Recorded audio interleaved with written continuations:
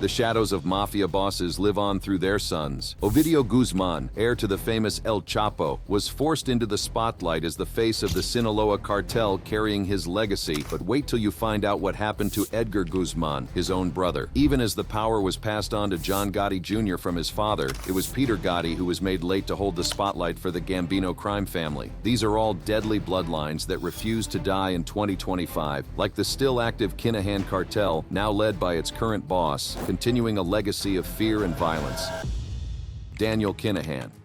Daniel Kinahan, the son of Christy Kinahan, who has carved his own bloody path to infamy. His father, widely known as the Dapper Don, established the cartel as a powerhouse in Europe. The genesis of the Kinahan cartel's bloodshed can be traced back to 2015, when a former ally, Gary Hutch, was murdered in Marbella. The killing sparked the brutal Hutch-Kinahan feud, a war that would claim the lives of at least 18 people. The violence only escalated in 2016, when an assassination at the Regency Hotel took the life of David Byrne, a close Kinahan associate. This brutal act in broad daylight became one of the cartel's most high-profile killings and a pivotal moment in their violent rise to dominance. Once we realized that the target, in fact, was Daniel Kinahan, we knew that there could be serious consequences.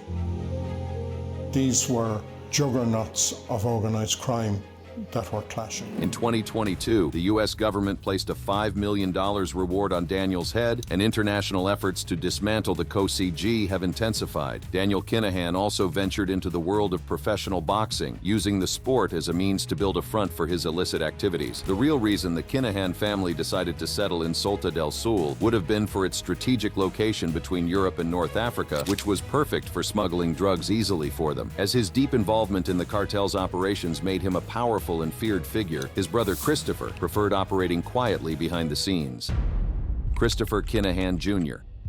Just like his older brother Daniel, he was destined to be part of the family's criminal empire. He has largely stayed out of the public eye, preferring to manage the more discreet aspects of the cartel's operations. Christopher Jr. had played a key role in the cartel's financial and logistical operations, overseeing the money laundering operations and the smuggling routes that fuel their drug trafficking network across Europe, the Middle East, and beyond. But his father began his career in crime as a fraudster, specializing in check fraud, often using his well-spoken manner to pass as an Englishman or upper-class Irishman. He later became involved in the lucrative heroin business during Dublin's heroin epidemic of the 1980s. In 1986, Kinahan and an Algerian drug trafficker were caught with a quantity of heroin valued at £117,000. He was subsequently jailed for 6 years after being arrested in Merino for crimes related to the seizure of this heroin. Kinahan was released from prison in 1992 and again arrested in 1993, but now as his family is in hiding, the Kinahan boss himself was caught posting over 200 reviews under the alias Christopher Vincent. The exposure immediately undermined the cartel's efforts to maintain secrecy and could facilitate international law enforcement actions against them anytime soon. And just like Christy Kinahan Jr., who was named after his father, Gregory Scarpa Jr. shares a family legacy too.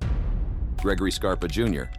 Back when he was incarcerated in the 1990s, Scarpa Jr. shared a cell block with Ramzi Youssef, the mastermind behind the 1993 World Trade Center bombing. But during this time, Scarpa Jr. provided the FBI with information about Youssef's activities and potential terrorist plots. However, the government later questioned the credibility of his disclosures, suggesting they led to wild goose chases. Scarpa Sr., as a trusted Persico ally, played a key role in the bloodshed during the Colombo family war in the 90s, exposing the Mafia's operations to law enforcement and the public like never before. He took such delight in killing that he once expressed the desire to dig up one of his murder victims and shoot him again. Yet he was also passing information to federal agents. His dual role allowed him to avoid prosecution for many years, but his actions eventually caught up with him. He was sentenced to life imprisonment for multiple murders and died in prison in 1994. But Scarpa Jr.'s cooperation didn't earn him freedom, and he kept serving a 40-year sentence. His father manipulated both the mob and the government. While Gregory Scarpa Jr.'s downfall came swiftly in the 1990s after contracting AIDS in prison, Nicodemus Scarfo's real descent into the criminal world wouldn't even begin until his later years. Nicodemus Scaro Jr.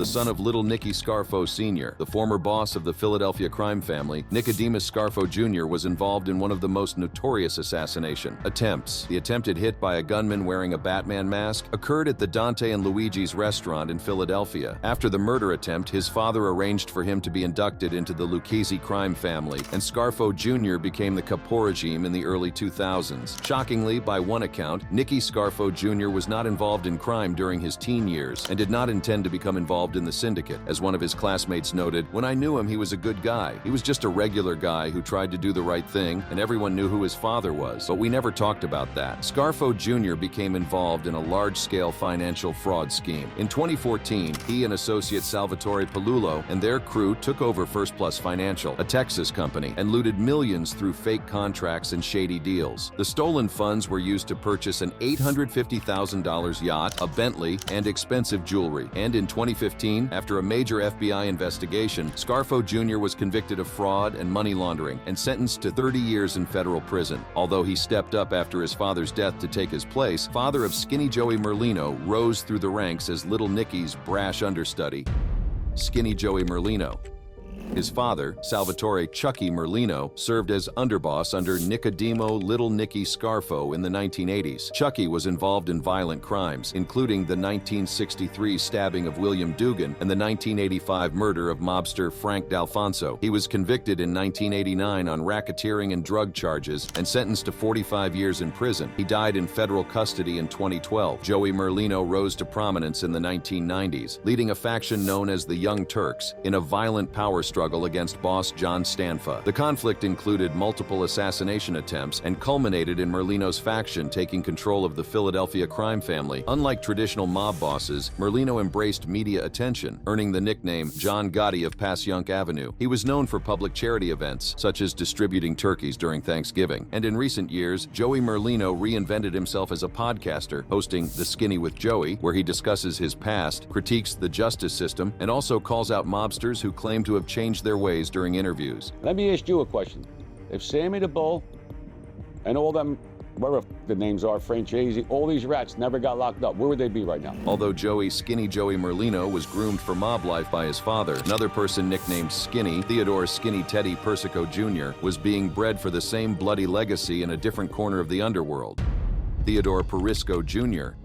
His father, Theodore Sr., and uncle Carmine the Snake Persico carved their names in blood across the Colombo crime family. Teddy Jr. inherited the name and the power, but in July 2023, the infamous Colombo crime family's boss-in-waiting pleaded guilty to labor racketeering, leaving the Mafia clan desperate for a leader. At 59, he struck a deal with Brooklyn federal prosecutors in which they agreed not to seek a prison sentence longer than 71 months, instead of facing a maximum sentence of 20 years in jail. The indictment targeted the entirety of the crime organization's administration, and now the Colombos are currently believed to be the weakest of the city's legendary 5 families in terms of membership. During the bloody Colombo Civil War, he was accused of orchestrating the murder of Joseph Scopo, allegedly while disguised under a U.S. Marshal's protection. But taking out Scopo, a high-ranking supporter of rival boss Vic Orena, was seen as a strategic move to protect Persico interests during the war. Despite rumors about abusing his protection status, no formal charges ever stuck on that front, only feeding the myth of his fearlessness. So Skinny Teddy might just be the last Persico to hold on to real power, because his cousin Alphonse Persico serves life behind bars, and his uncle's era has long since passed.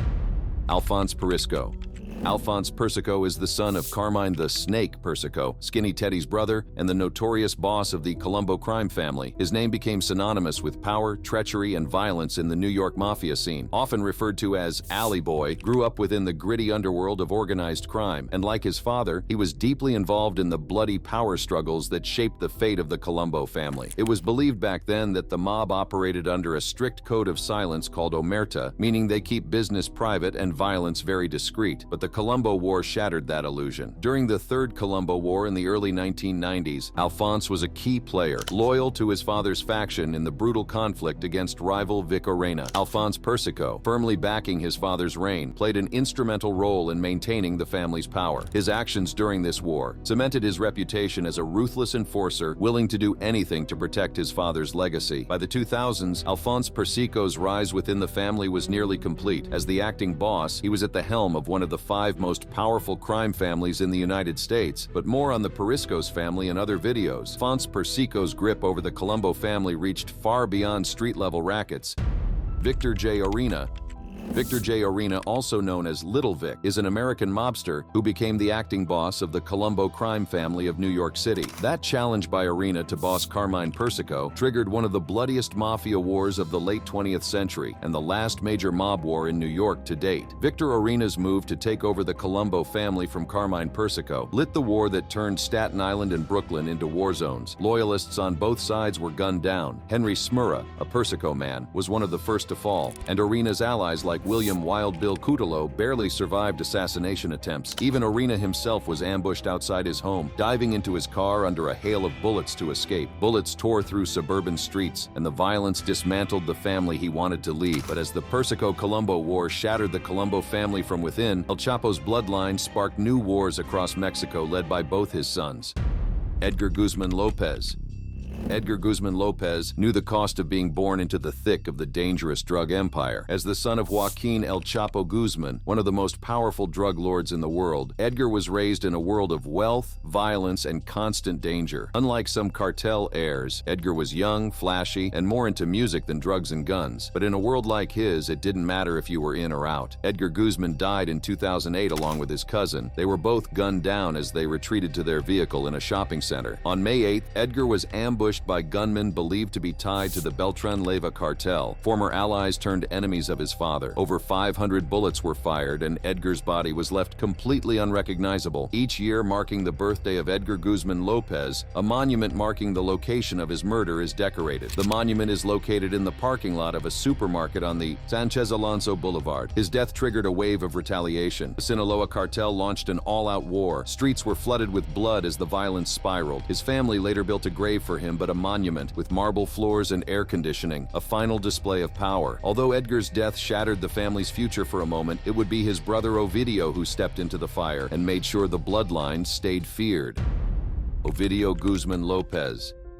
They called him the Mouse, but Ovidio Guzman Lopez was anything but small. The second son of Joaquin El Chapo Guzman, he grew up in the shadow of Mexico's most notorious drug lord and quickly stepped into his father's bloody shoes. Born into power, Ovidio Guzman grew up surrounded by violence, wealth, and expectation, destined to inherit a criminal empire few could control. He was groomed alongside his brothers as one of Los Chapitos, but his fame exploded in October 2019 when Mexican security forces captured him during a raid. However, within hours, cartel gunmen launched a brutal counterattack, blocking roads, burning vehicles, and engaging in heavy shootouts with the military. The government was forced to release Ovidio to stop the bloodshed. The event, known as Black Thursday, embarrassed the Mexican state and cemented Ovidio's reputation as one of the most dangerous young leaders in the global drug trade. However, in 2023, authorities tried again to capture him, this time after a violent shootout which left at least 29 people dead and aircraft riddled with bullets. Ovidio was arrested and held under tight security. Although Ovidio Guzman was forced into the spotlight as his family's new face, it echoed the path of John A. Gotti, the son who stepped into infamy by taking over the Gambino crime family after his father, the legendary John Gotti.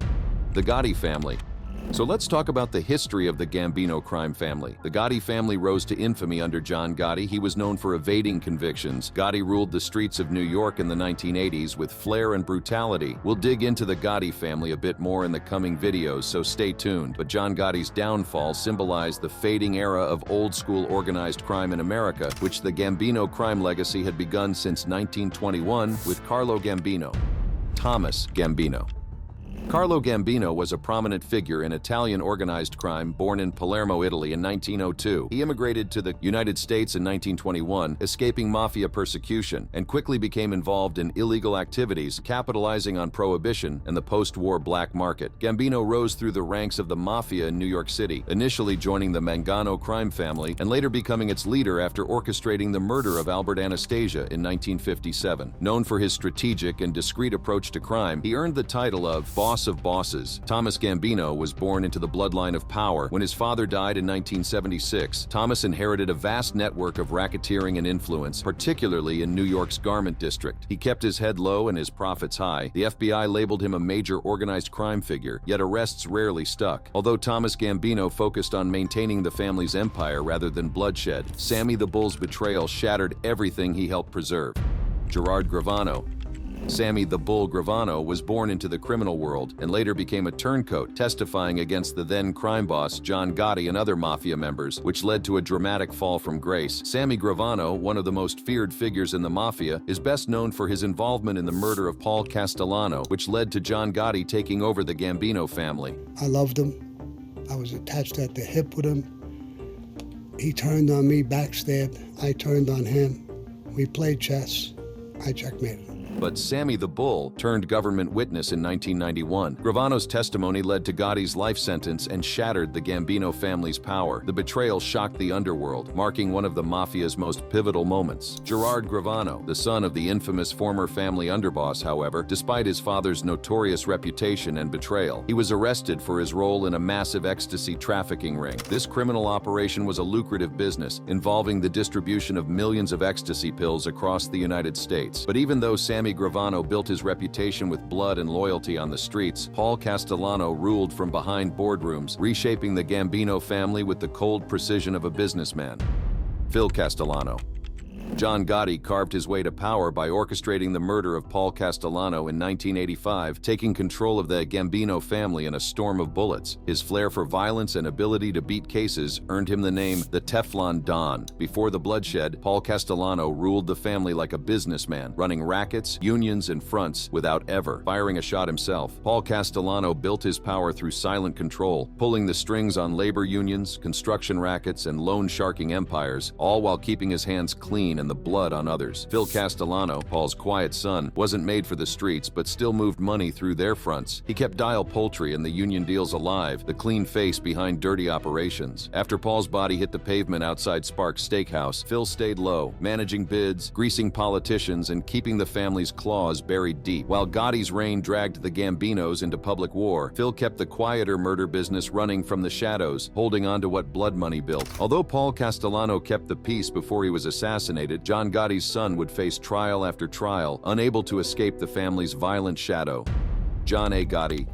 The famous heir to the Gambino family, John A. Gotti, also known as John Jr., is the son of notorious Gambino crime family boss. His father was one of the most infamous figures in organized crime. After his conviction in 1992, Jr. was appointed acting boss of the Gambino family. The Gambino family was involved in one very mysterious case back in 1980. John Favara, a neighbor of the Gotti family, struck and killed Frank Gotti, the 12-year-old son of John Gotti, accidentally. Since police ruled the death an accident and no charges were filed against Favara, it all reportedly died down. But 4 months later, John Favara disappeared and he was never seen again. Despite investigations, his disappearance remains unsolved, and his fate is widely believed to be a case of a lupara bianca, a mafia term for a murder where the body is never found. While Jr. commanded the respect of his father's loyalists, his leadership was marked by relentless law enforcement pressure. He was tried 3 times in 2005 and 2006, but each of these ended in a hung jury or a mistrial. Today, Gotti Jr. is a public figure, occasionally appearing in the media and even attending his son's mixed martial arts fights. He seems to have escaped his father's intense legacy of brutality, but the same cannot be said of his own brother. Because while Gotti Jr. escaped the shadow of his father's brutal legacy, Peter Gotti struggled to outrun the weight of his family's name. Peter Gotti.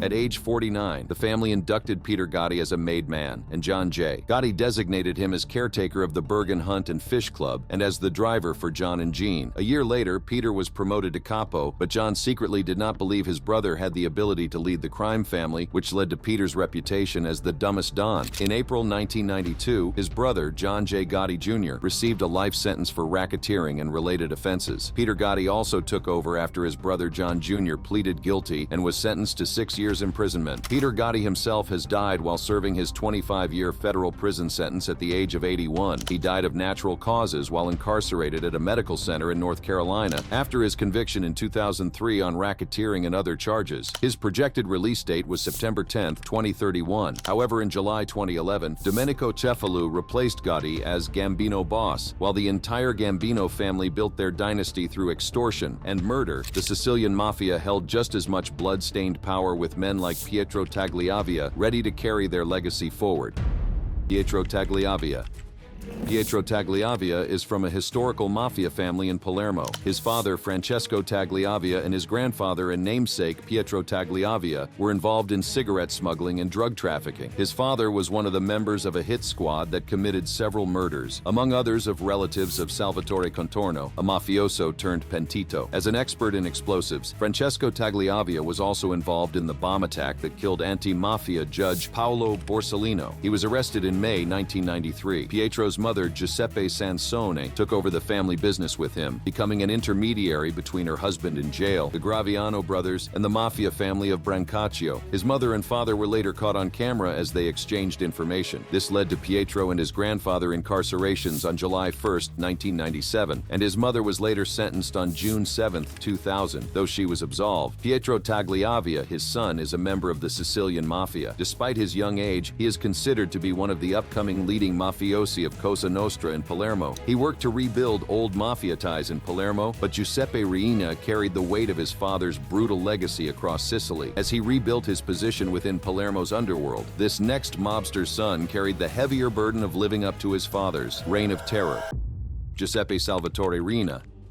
Giuseppe Salvatore Reena, who is also known as Salvuccio, is the son of Sicilian mafia boss Salvatore Toto Reena. Salvatore Toto Reena is arguably the most notorious mob boss of all time. During his criminal career, he personally ordered the murders of 40-plus people, ordering hits on hundreds of others. Toto ordered hits on anti-mafia prosecutors, policemen, and judges in an attempt to terrify authorities, which was ultimately his undoing. He was arrested in Palermo, Sicily in 1993 after having been a fugitive for 23 years, and then was charged with multiple murders and was given 26 life sentences for his crimes. After his release on Ferragosto, a beloved national holiday in Italy, Salvuccio wished his social media followers a happy holiday from Via Scorsone 24, Corleone, Italy. The address was home to the Reena family for years, but in 2018 the street's name was changed to Via Terranova in tribute to the anti-mafia judge Cesare Terranova, who was shot dead in 1979 in an ambush orchestrated by the Corleone mafia boss Luciano Ligio.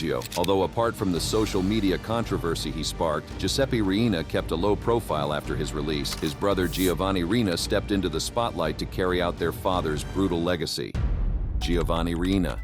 Giovani Reena Jr. was arrested in 1997 and is currently serving a 5-year term for association with Sicily's Cosa Nostra crime organization. His notorious father was found guilty of one of the mafia's worst outrages, the bomb killings of both Giovanni Falcone and Paolo Borsellino in 1992, two top anti-mafia judges. Giovanni Falcone and Paolo Borsellino were two Italian judges who fought the mafia until the last day with legality, courage, and above all, love for their country. They were both assassinated in 1992 in separate bomb assaults 56 days apart. Giovanni Falcone on May 26th and Paolo Borsellino on July 19th. Those murders sparked a major judicial onslaught on the mafia, and Sicilian courts have handed down 170 life sentences to mafia bosses and hitmen since 1992. Although a recent TV interview featuring one of them has triggered public outrage, especially from Salvatore Borsellino, brother of anti-mafia judge Paolo Borsellino, Salvatore called the interview a reopening of wounds in a social media post.